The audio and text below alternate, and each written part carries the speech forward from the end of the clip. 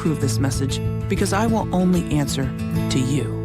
Paid for by Amy McGrath for Senate. 1580 103.3 WPKY. And of course, our voting season is right around the corner, and all kinds of dates to remember and deadlines and registrations and all of those things. And we talked to our Caldwell County Clerk, Miss Toni Watson, just the other day about those.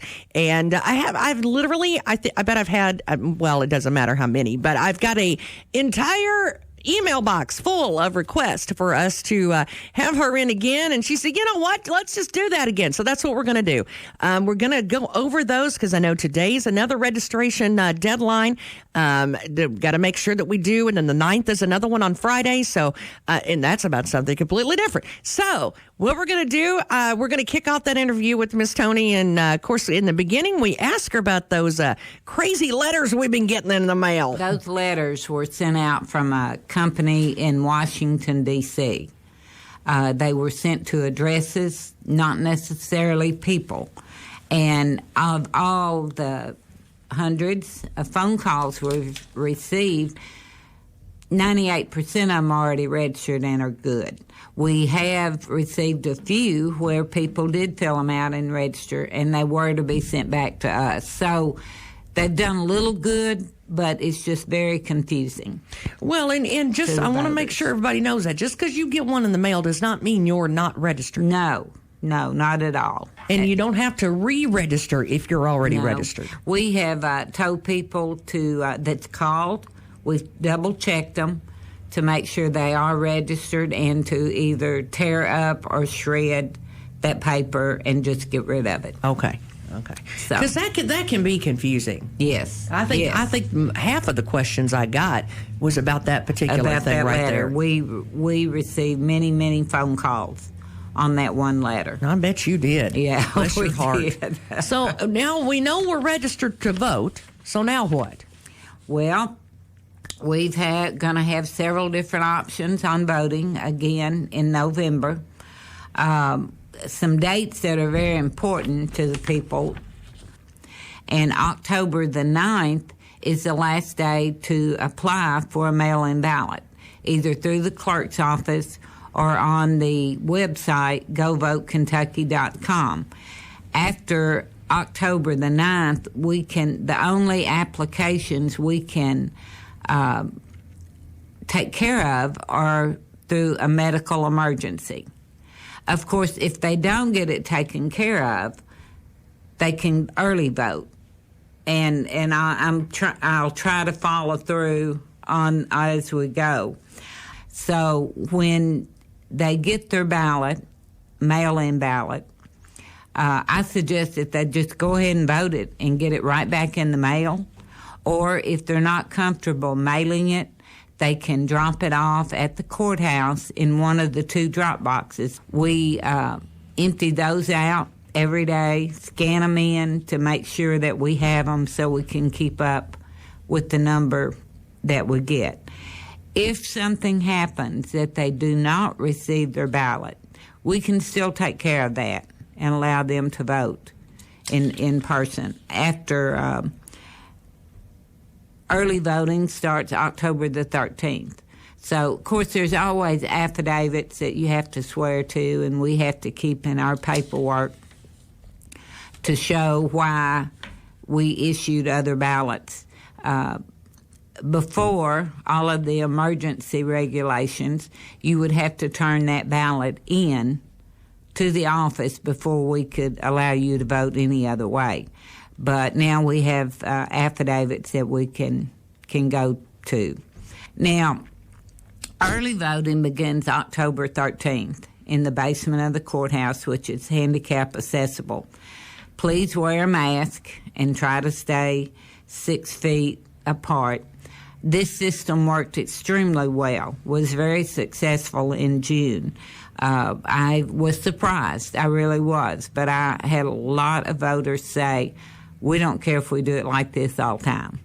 We are going to be voting early for 3 weeks this time, which we've always voted more than the 12 days anyway. The clerk's office has tried to make it available so that they would be able to vote. We were open on Saturdays for voting before the state said, we've got to this time. So we're going to be open 3 Saturdays. We are going to be open from 8:30 to 4 for voting every day.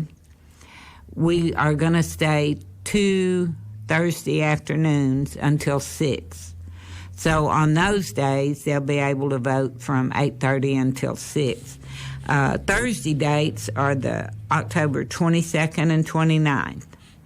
And that's for people who work. Maybe they can't come on Saturday. They may be working. The Saturdays are October 17th, 8 to 12, October 24th, 12 to 4, and October 31st, the Saturday before the election, is 8 to 4. We're going to be open all day that day. Fredonia, Donaldson, and Bucksnort precincts, our 3 county precincts, will be open as normal. We do have one other precinct, Harmony, which is a county precinct, but there's no buildings out there that we can vote in, so they have to come to town anyway to vote.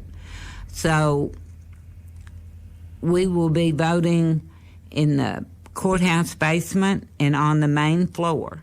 We'll have 2 e-poll books. If we have a lot vote on Election Day, we can set up another one, which would be 2 to 4 precincts right there to keep the lines moving. This is what we did in June, and again, it was very successful because of the early voting.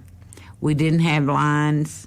There was no congestion or anything on Election Day at the 2 precincts at the courthouse because so many people early voted. Can I just say, man, you all and the folks that worked with you rocked that.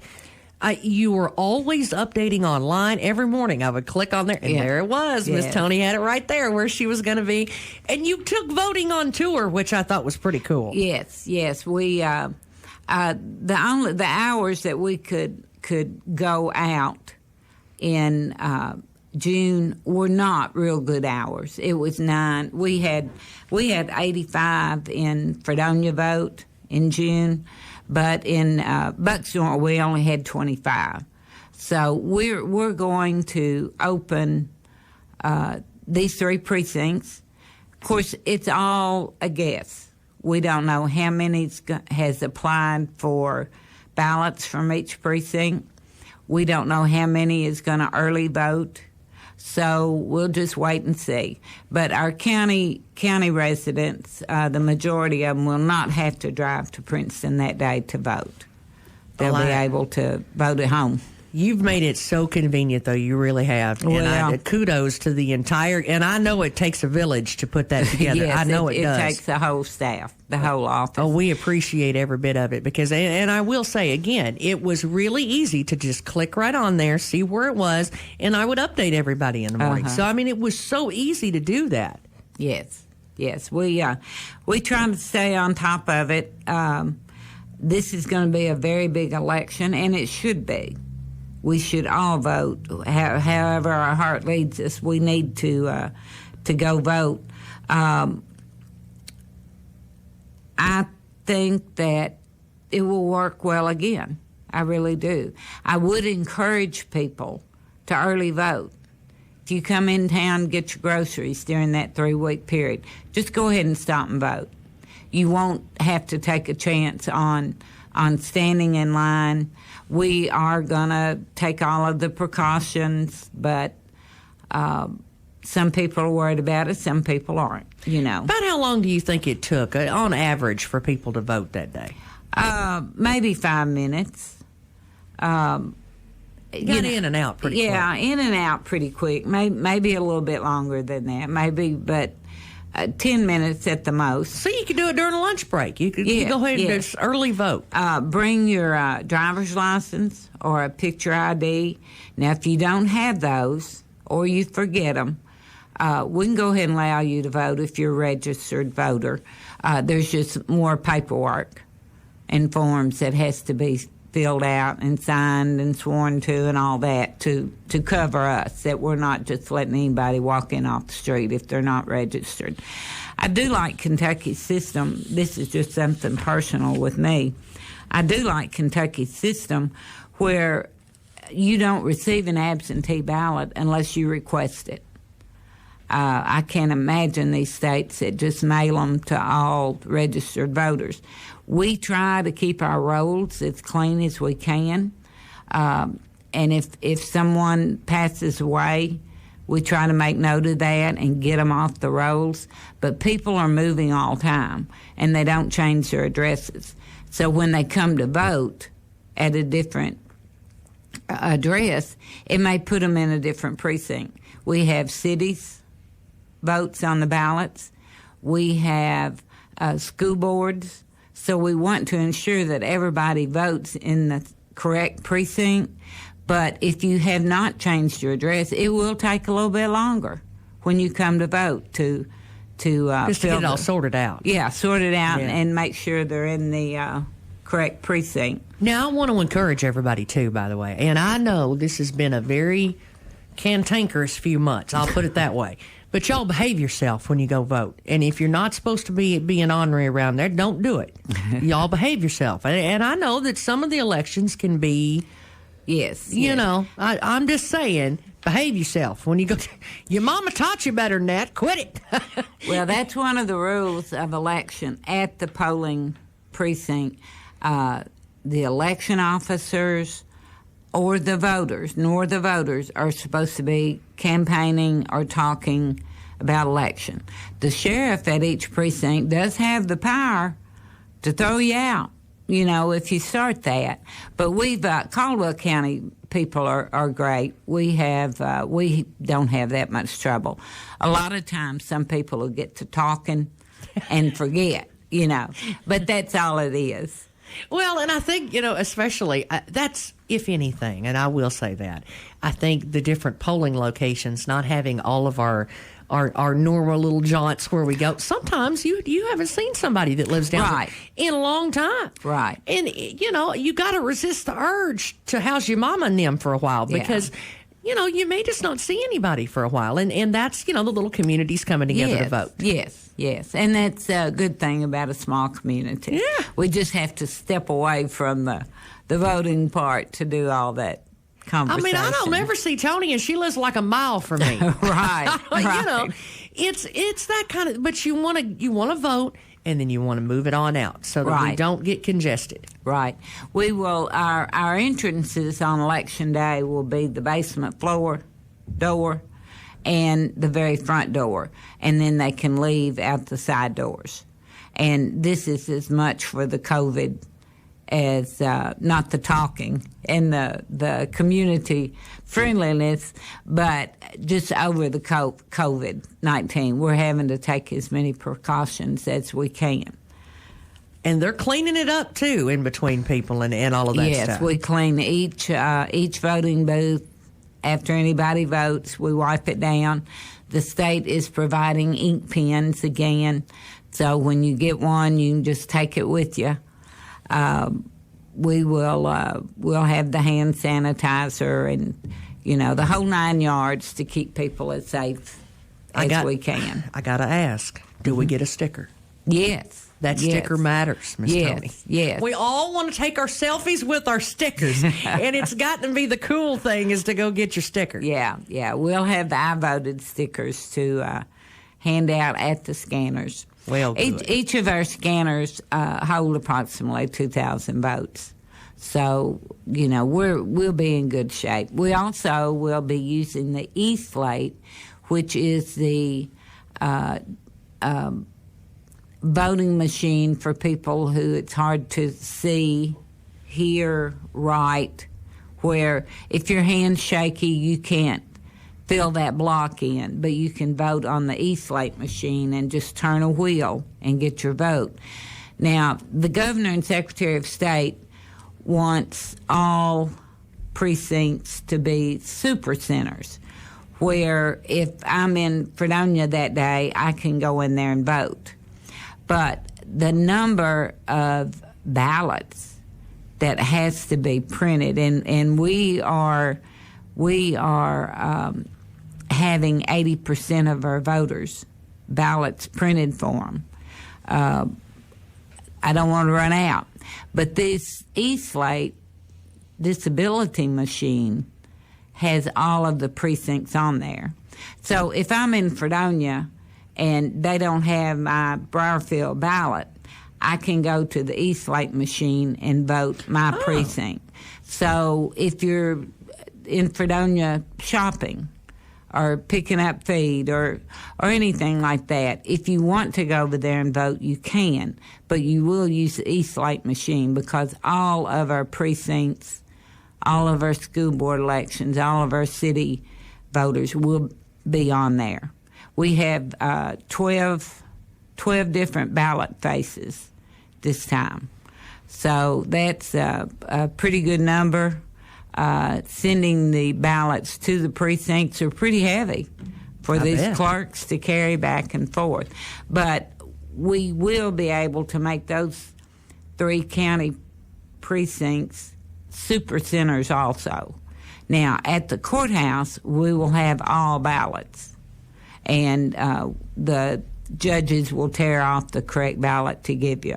I do encourage everyone to look at their ballot. If they know they're supposed to be in a school board, or they know they're supposed to have the city voter or not have the city voter, glance at your ballot before you vote it and go ahead and vote.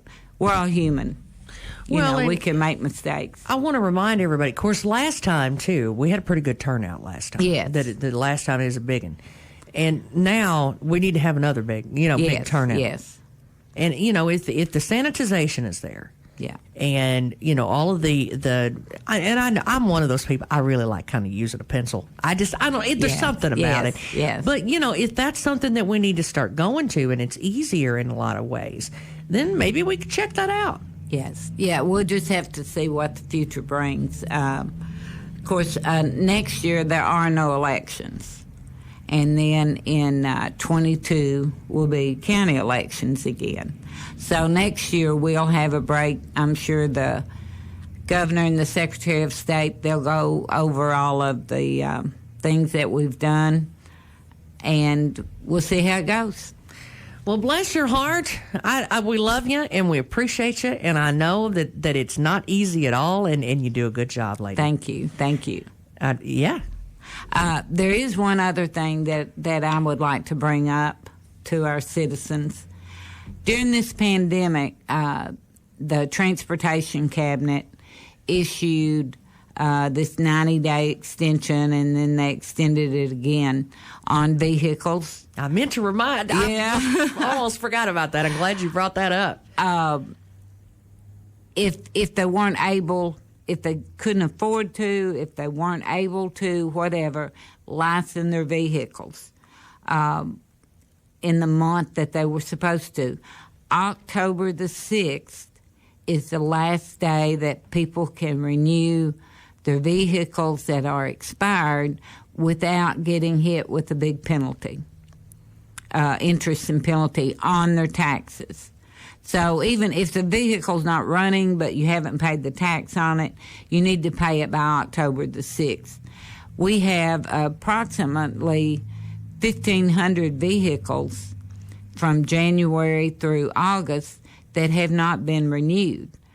Now, after October the 6th, on October the 7th, the penalty and interest is going to go back to the month they were supposed to be renewed in.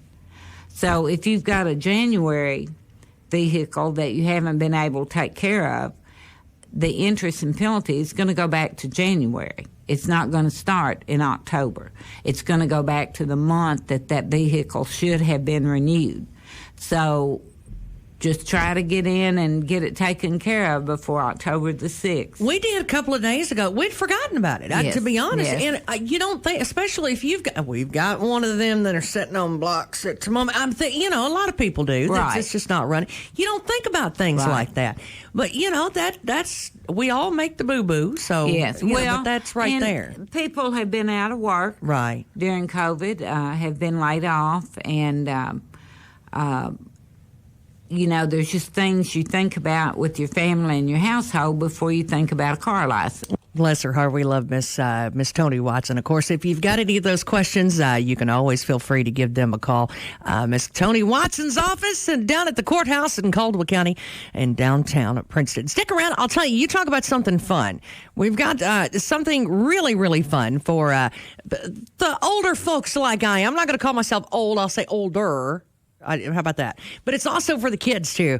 And did I mention it's for a fantastic cause? That's coming up next. Hang out on Coffee Talk. Your home team at Trice Hughes wants to make sure your vehicle lasts as long as possible, especially since warmer weather means more driving. Trice Hughes reminds you that tire pressure is critical to maximizing the performance of your vehicle. From improved fuel mileage to smoother tire wear, make sure your tires are inflated to the correct PSI. Trice Hughes is here for you and any questions you may have about your vehicle. Buy your next vehicle from the home team. Find them on Highway 91 North, Princeton, or at tricehughes.com.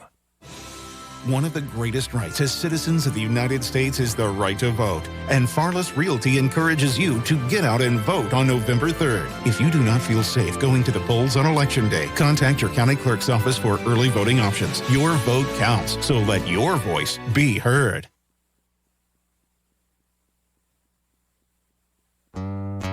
Willow Pond of Eddyville is open for inside dining. They're still offering curbside pickup, and you can enjoy eating outdoors on the picnic tables. Whatever works for you. You'll notice a few changes in the way they do business, but never fear. You'll enjoy the same fabulous food. After all, they were voted best catfish in the Best of Western Kentucky ballot. Willow Pond of Eddyville, Highway 62 West. Check Facebook for hours and more information. Dunks Used Tires and Wheels, where the customer is always number one. So when life's throwing you a number two, just remember, Dunks Tires and Wheels, because we'll be here for you. We sell used custom wheels and tires and do plug and patch repair.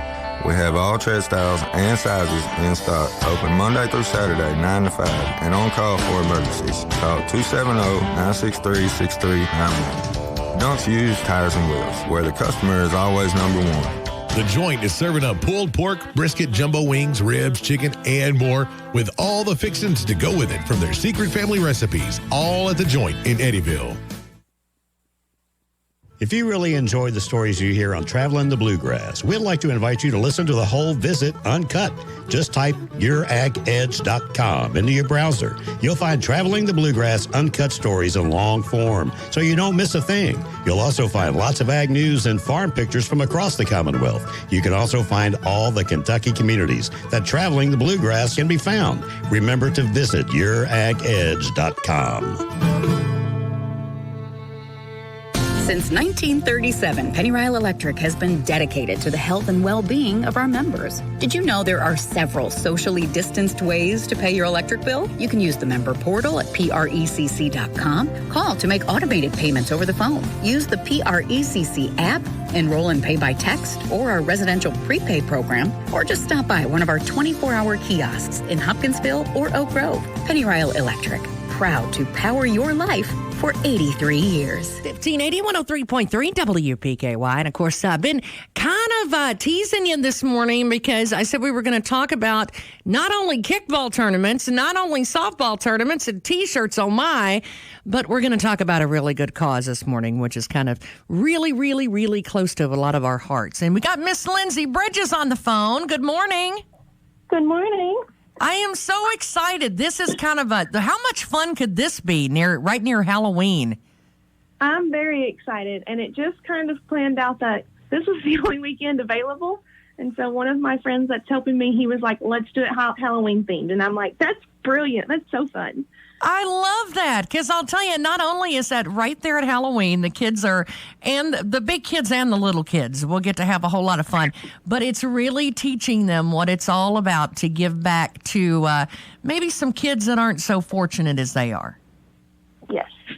And can you tell us a little bit about, now, don't get me wrong, I love, first of all, these T-shirts are so cute. Thank you. The Owen Tough, Fight Like a Kid. Because I don't think anybody fights like a kid does. I mean, they really, they've got that hope, you know? Yes. So tell us all about kind of the T-shirts and why all of this is happening. Okay, so Book for Hope is a nonprofit out of Paducah, and they are about a 5-year-old nonprofit. And their goal, I guess, would be they help families that have kids that have been diagnosed with cancer. And if they're taking cancer treatment, they will pay a monthly bill for the family. And so Book for Hope doesn't pay medical bills because a lot of the times kids' medical bills are paid. So instead, they will pay things like the house payment or the car insurance or, the phone bill, utilities, things like that. The reason for that is because a lot of people don't realize that when kids are diagnosed, a parent has to take off work to stay with them. So families drop from a 2-income family to a 1-income or a 1-income to a no-income family, which makes it very, very hard to live in today's society. And so I became a part of Book for Hope because Owen Matthews, who is a 5th grader at Lyon County, is a monthly recipient of Book for Hope. And we, last school year, my principal asked me if I would be the Lyon County representative. So I said, sure, of course. And so we are having a big event in February called Dancing for Gold. And it'll be like a Dancing for Stars type thing. And that's going to be our big fundraiser. And so we've been working towards that. But I wanted to do a separate fundraiser and just kind of do something that was in my wheelhouse, which is slow pitch. Or, I don't have a whole lot of hobbies. Well, you're a teacher, number one, so you don't have time for a ton of hobbies. Right. By the way, she is a teacher at Lyon County, so I want to say kudos to you for that, because I will tell you, hats off, lady. You guys have had a rough year. Oh, it's been very challenging and very different. Hopefully we're going to get back in a normal groove after fall break. Well, I think this would be a good way to kick that off, huh? I would sure hope so. And again, and now this is a slow pitch tournament, and I know you say something that's kind of in your wheelhouse, and I think maybe this is, because you know a little something about slow pitch, right? A little bit. I haven't been playing slow pitch long, but I played fast pitch through high school and college. And so when I moved back home and that was over, kind of started playing slow pitch, and I play in a league on Tuesday nights at the City County Park. And so we were going to, of course, we wanted to kind of host it in Lyon County, being that Owen and I are both from Lyon County, but the fields are all booked up. And we just kind of talked to some of our friends that are in Caldwell County, and they, helped us make it happen in Princeton, which is second best. Well, I'll tell you now, don't get me wrong. Now, Wade and White, I like to pick on him a lot. But, Caldwell and Lyon, we do like to help each other out. And I think it's a perfect fit. And I know Brandon and all of the folks over here loved having you bring that over here. We really do. More than welcome. And I think that the kickball part, I wish I was in 3rd grade all over again. Me too. I want to play in that kickball tournament so bad. Maybe we need to open up an adult league. I think we should, because kickball was my jam, woman. Now, don't get me wrong. I played some softball for years and years, but kickball, come on. We used to play kickball like as kids. Like we had the end of the year, like our classes would play against each other, and we don't do that anymore. So I don't know if kids realize how fun kickball really is. Oh, I think we should remind them. I really do. Now, tell me the age group for this kickball tournament. So our kickball tournament is not going to, well, let me back up for a second. Our slow pitch tournament is going to be a 7-3 tournament, so 7 guys and 3 girls. We did not put any regulations like that on kickball because we want them to be able to play with their friends. So we instead did age divisions. So we will have a 3rd through 5th grade division, a middle school division, and a high school division, and they will not play each other. There will be 3 kickball winners.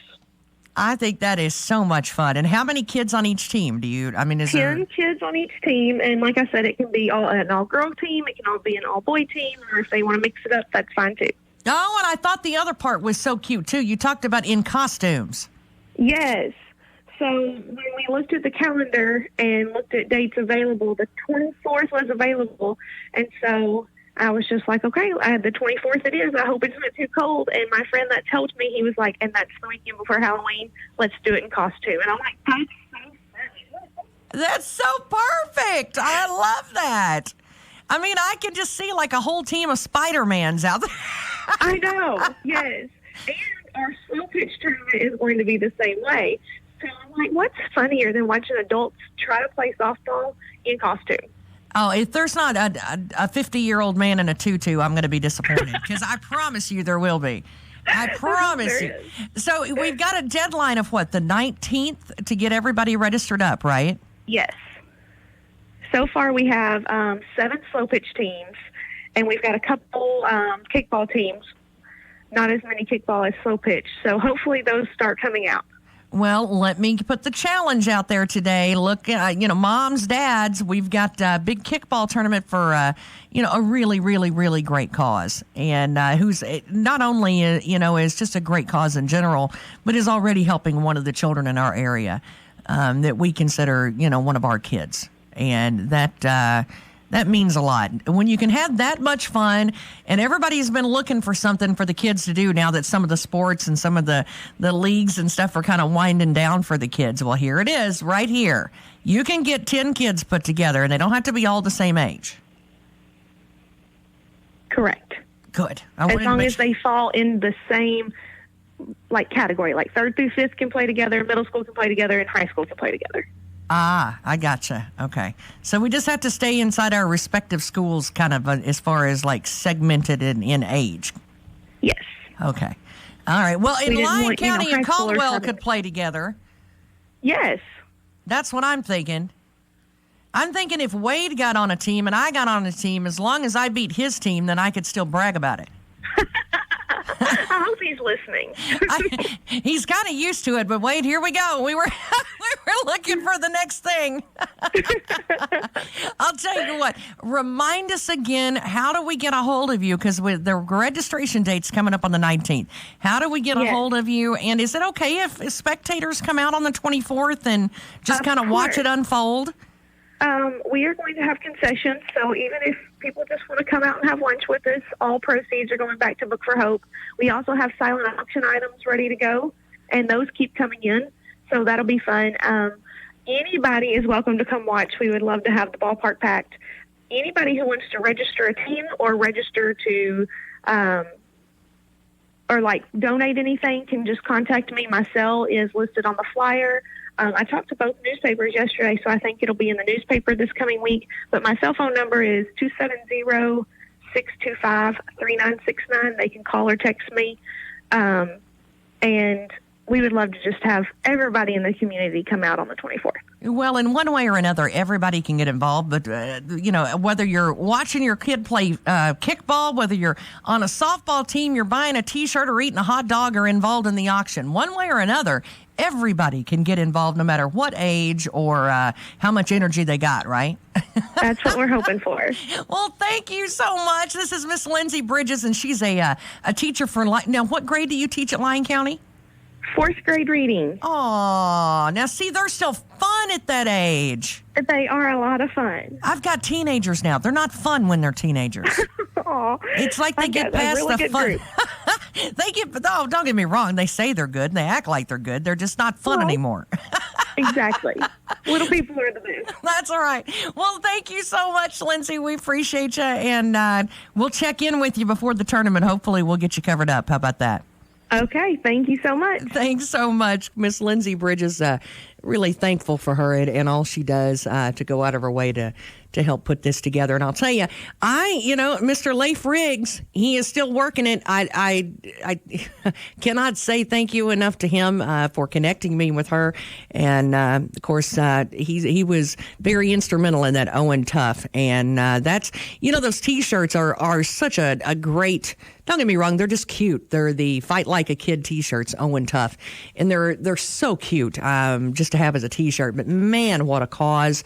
A lot of times, again, it's the bills that people don't think about. It's the electric bills, and somebody's got to watch the other kids, while you're at the hospital too. So there's just a lot of things that kind of those incidentals that people really don't think about that could really make a big difference in these parents and families' lives. So, man, what a great cause, and we can have a fantastic time at the same time. Here's her phone number again, 270-625-3969. Love having having her on this morning, Miss Lindsay Bridges. If you need more information or if you missed part of this, of course, it'll be available on our website later on this afternoon, WPKYonline.com.